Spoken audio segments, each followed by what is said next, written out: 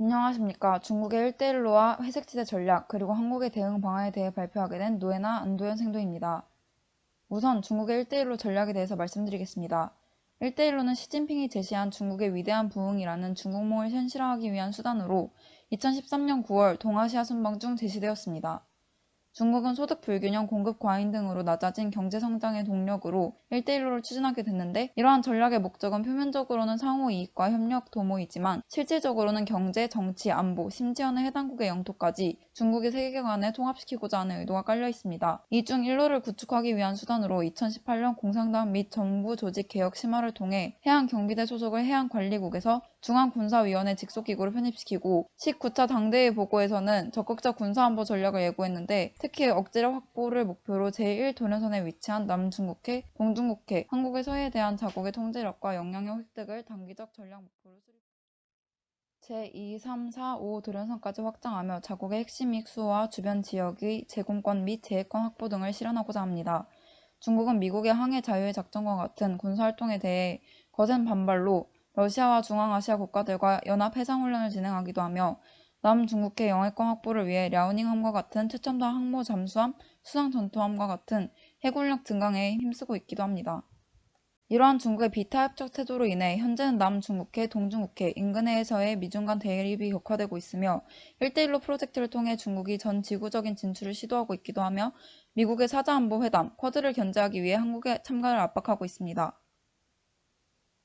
다음은 중국의 회색지대 전략에 대해서 소개해드리겠습니다. 전쟁과 같이 직접적인 고강도 군사적 위협이 존재하진 않으나 우회적이고 불투명한 수단을 동원한 세력 변경 시도가 이루어지는 이러한 애매모호한 영역이 바로 회색지대입니다. 회색지대 전략은 애매모호한 특성을 활용하여 우회적인 공세를 가하는 전략입니다. 도발의 명확성이 불분명하고 그 과정이 점진적 또는 급진적이라 대응이 어려우며 도발의 강도가 강력한 군사적 대응을 실시하기에는 낮은 수단을 활용하여 세력 변경을 시도하는 것이 바로 회색지대 전략입니다. 중국은 이러한 회색지대 전략을 실시하고 있습니다. 먼저 중국은 도발에 대한 강력한 군사적 대응을 실시하기 어려운 임계점을 넘지 않는 군사적 수단을 이용하여 현상 변경을 시도하고 있습니다. 중국은 레이저 무기, 드론 등 대응 지침이나 수단이 부재한 신무기를 분쟁에 활용하고 사이버 공격을 통해 막대한 경제적 손실을 일으키고 최신 기술을 약탈하고 있습니다.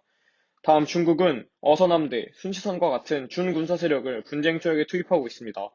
준군사 세력에 대응하여 정규 군사력을 투입한 것은 과잉 대응이라는 국제적인 비판을 직면할 수 있기에 해군력의 비대칭성을 저비용으로 극복할 수 있는 아주 훌륭한 수단입니다. 마지막으로 중국은 경제력을 활용하여 타국에 강제적인 영향력을 행사하고 있습니다. 개발도상 국가들은 중국으로부터 차관을 지원받는 대신 중국의 1대1로 프로젝트를 구현하기 위한 인프라를 자국에 건설하게 되고, 차관을 갚지 못할 경우 그 이용 권리가 중국으로 넘어가는 경제적인 약탈 현상이 발생하고 있습니다.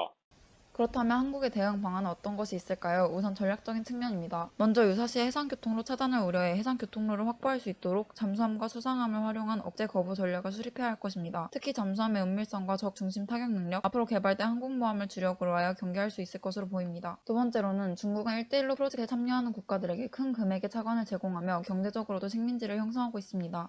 이러한 위협에 대응할 수 있도록 항공도 일정 부분 경제 원조를 제공하고 동아시아 국가들 간 연합체 형성이 필요한 것으로도 전망됩니다.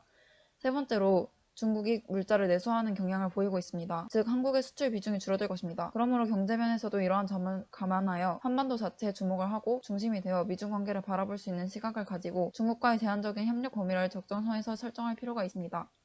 다음은 전략적 측면에서 한국의 대응 방안을 소개해드리겠습니다. 전략적인 측면에서 대한민국은 먼저 현상 변경 시도를 격퇴할 수 있는 대항 해군을 확보해야 합니다. 경항공모함은 우리 해군이 분쟁을 조기에 종식시킬 수 있게 하는 핵심 자산이 될 것입니다. 또한 네트워크전을 위한 전투체계를 개발하고 극초음속 유도탄, 레이건과 같은 강력한 무기를 개발 함정에 탑재, 전투력을 극대화하여 한국형 분산된 치명성 전략을 채택해야 합니다.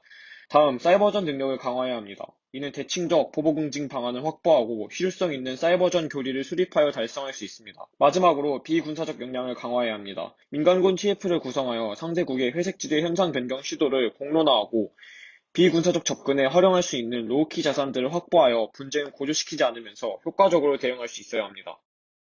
기술 발전과 복잡한 국제 정세는 대규모 군사력 충돌이 아니라 불분명하고 불투명한 회색지대 차원의 분쟁을 낳았습니다. 이러한 분쟁은 기존의 재래전에 대비한 전력과 자산으로 대응하기 어렵다는 사실을 인지하고 회색지대 분쟁에 대응하기 위한 전략과 전력을 갖춰야 합니다. 감사합니다.